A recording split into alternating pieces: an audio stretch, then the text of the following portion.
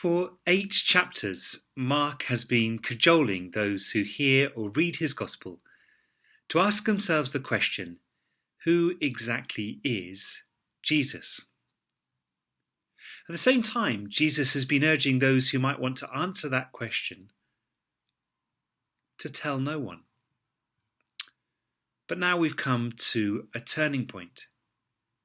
Jesus finally asks his disciples directly, "Who do people say that I am?" John the Baptist was the prophet who had generated the heat and noise to begin with. And it seems that rather than being the one to whom John was pointing, some believe that Jesus is John. Others know that the scriptures suggest that Elijah would come again to prepare the way for God to act, and so are suggesting that Jesus is Elijah.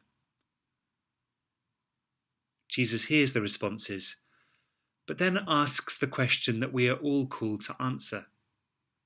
Who do you say that I am? Peter recognizes that Jesus is the Messiah, the Christ. But this is not a neutral title. In the minds of many, to be the Messiah means to be the long-awaited military leader who will free Israel and then rule over the newly created sovereign state.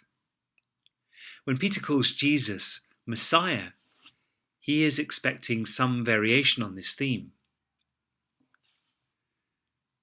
Jesus has a very different vision in mind, and after rebuking Peter for his inability to think differently, he then says to his followers then and now that to follow him will be to join in with a funeral procession.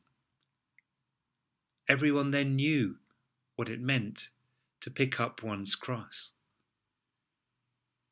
But Jesus declares that to deny oneself, to take up one's cross and to follow him is in fact the way to true and lasting life.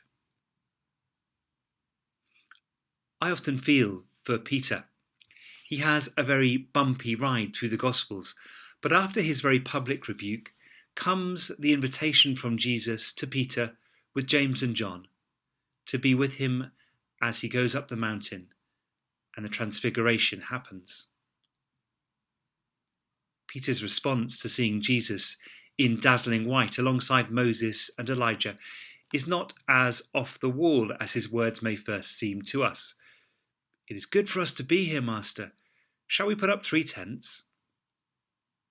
But the Festival of Booths, Sukkoth, was a contemporary festival which the people marked by dwelling in tents to remember the many years of wandering in the wilderness that Israel had. Jesus is affirmed again as the Son of God, dearly loved. And the disciples are reminded by the voice from heaven to listen to him. Jesus tells them once more not to speak of what they have seen until after he has risen from the dead. But even the concept of rising from the dead is unintelligible to them.